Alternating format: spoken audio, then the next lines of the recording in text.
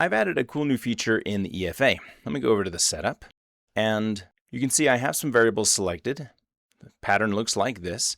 But what if I want to know if there's congruence in this factoring solution across groups? Well, back in my setup, let me create a new model and select groups. I'll do early adopter group versus late adopter group, and it will run this same pattern matrix, just comparing the two groups. Once that's done, go over to the Comparison tab, and you'll see an explanation of the groups we have and their sample size, how many factors were compared, and how many variables they shared. And then the Tucker's congruence, which is essentially how stable are the factors. High congruence is good, low congruence is bad. High is anything over 95, but also down to 85 is fine. Less than 85 is pretty weak alignment or weak congruence. You can see in this model we have great congruence. Each individual factor has good congruence, and the model at large has good congruence.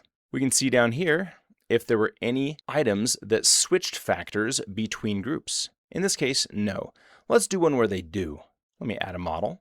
All right, I've fiddled around with this to find a set of variables that do have lower congruence across groups. Let's run this and go to Comparison.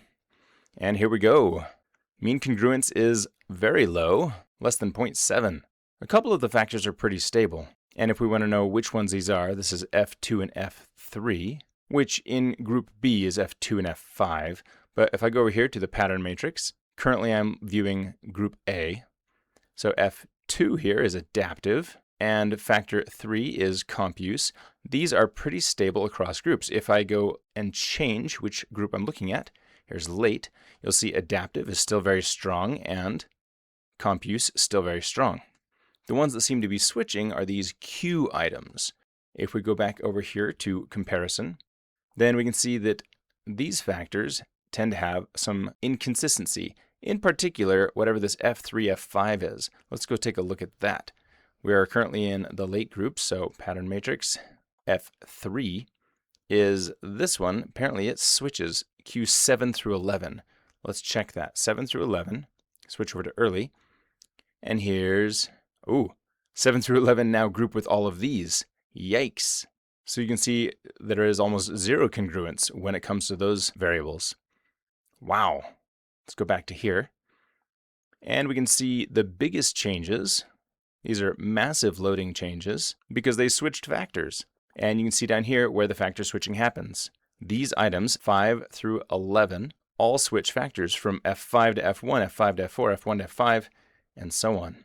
What does this tell us? Well, it tells us that the factor structure is not stable across our sample. There are grouping effects, or there are subsamples within our larger sample that don't have the same factor structure, meaning the factors don't mean the same thing for both groups. So this is a useful thing to do just to double check whether your factor solution that you're coming up with is stable across your entire sample. It's sort of like an early exploratory measurement invariance test. This is particularly critical if you intend to do a multi-group analysis in your structural model.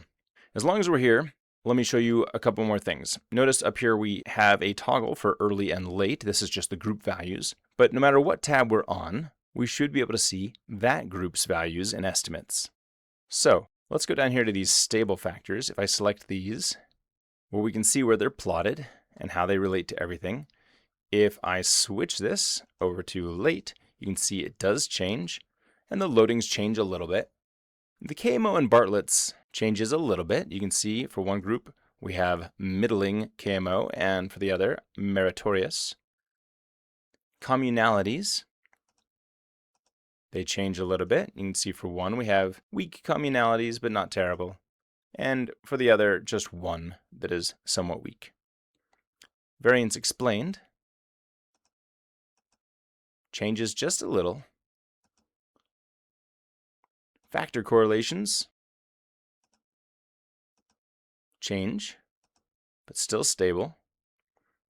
Model validation changes just slightly, but these are good things to check when you know you have subsamples within your sample.